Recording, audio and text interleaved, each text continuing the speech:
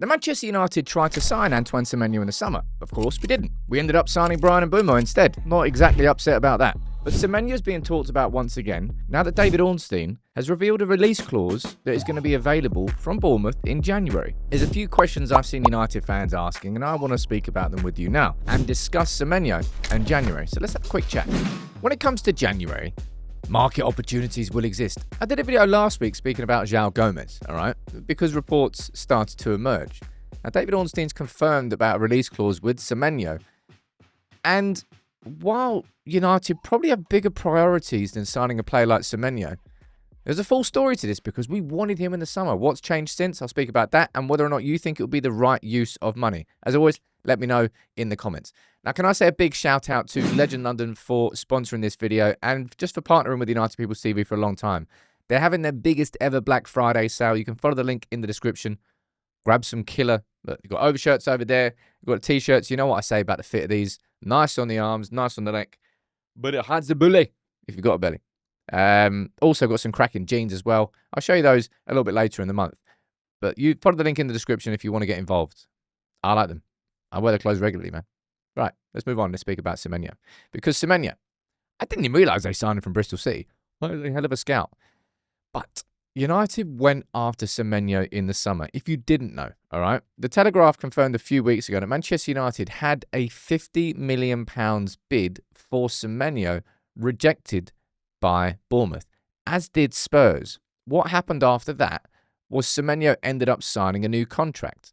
Now, before Semenyo signed that contract, we had signed Cunha, and a few weeks later, I think 3 weeks after him signing that deal, we signed Mbeumo. So United, could there have been a situation where United actually signed Semenyo in the summer instead of Mbeumo?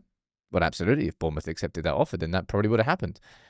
But he stayed at Bournemouth, he signed a new contract, and we found out now that it's got a release clause in. But I think Bournemouth are pretty happy with the fact that he stayed. He's having a cracking season so far. You can see there, 6 goals in 11 games. Over half his tally from last season in less than a third of the games. And he's helped Bournemouth to the season that they are having so far.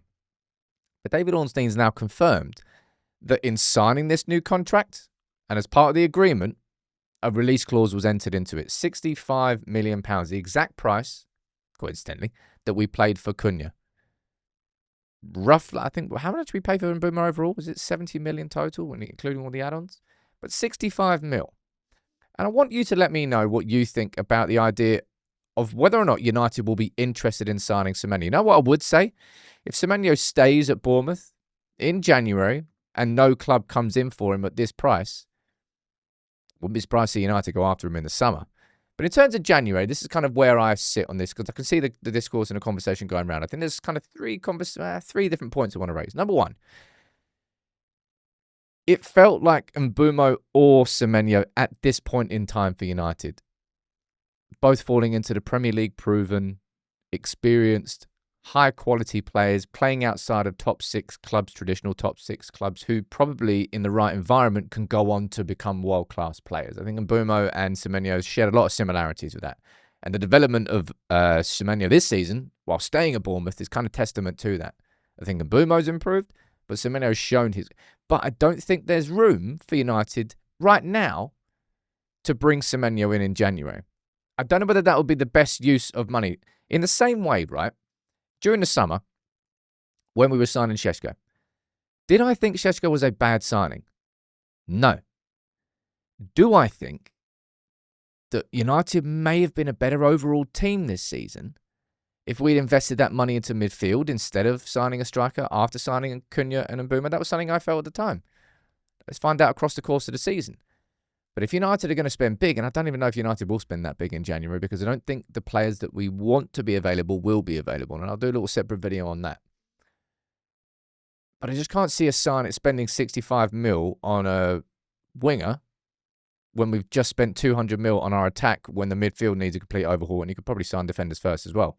So then the conversation goes, and this is probably the silliest part of the conversation, but I've seen it going around, so I want to speak about it. Semenyo. What if you're not talking about him as a winger? What if you're talking about Ahmed at right wing back and you're talking about Semenyo at left wing back? I don't agree with that. I'm just letting you know what part of the conversation is. That's Semenyo's heat map for this season. You can see they're tucked out to the left-hand side. But interestingly, if you look at Ahmad's heat map from this season, you'll see that they're actually quite similar despite the fact that they play in different positions. Semenyo playing on that left-hand side for Bournemouth, but Ahmad playing right wing-back for United. Right wing-back, or wing-backs under Ruben Amorim, he wants them to be wingers. That's the whole concept of them. When your team is flowing and your three centre-backs really control the game and they're high up the pitch, well, then your wing-backs are further up the pitch. So could there be a possibility that United could have Ahmad as the right wing-back and Semenyo as left wing-back? I mean, on paper, if you're playing Football Manager, then probably. But I don't think I would want United to spend 65 million on a player who I think really does have world-class potential as a winger to then put him as a wing-back. Even if, according to the heat maps, Ahmad, it's not even according to the heat maps, even though I know that Ahmad actually operates a lot of the time as a winger. I just think it's a conversation because it is a market opportunity. Semenyo at 65 million is probably underpriced. Well, actually, no, it's not probably. It's definitely underpriced. When you think about all the moves that happened in the summer and all the money that was going around with 55 mil for Elanga, I don't need to go back and explain them all there, but there's so many different examples. I just don't think... I think things have changed. I suppose you could say that things have changed with when we signed Xerxes and we didn't have Šeško, and then we signed him because we couldn't sign Šeško, and then Šeško came in the season after and goes, well, there's no chance there. Well, he might get a chance now. And then we've also signed Cunha and Mbeumo. Like, just things have changed. When we had this bid rejected by Bournemouth for Semenyo in the summer, we hadn't signed Mbeumo.